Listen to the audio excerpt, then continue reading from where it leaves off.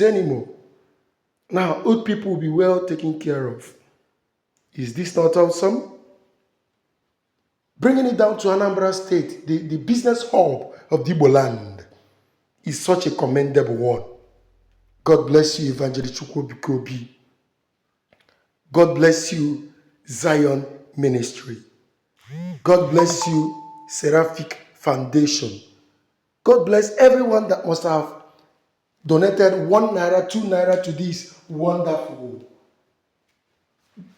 investment. God bless you. Ka anyị welataba akụ anyị ụlọ. Ka anyị welataba akụ anyị ụlọ. Maka ndị na-arụ ụlọ ebe niile dị iche iche.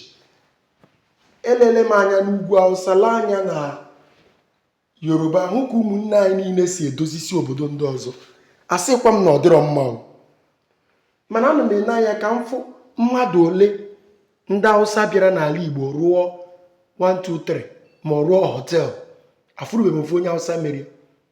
Ana m ekwele anya ka m fụ otu onye Igbo bịara n'ala Igbo rụọ 1 2 3 1 2 3. Ahụghị m otu onye Igbo merie. Aka m ahụrụ m otu onye Hausa maọbụ onye Yoruba merie. Kama nọ ndị be anyị na-eje be ha jee rụọ 1 2 3 rụọ ụlọ obibi, rụọ duplex worth of 500 million, 1 billion. Then abnata be anyị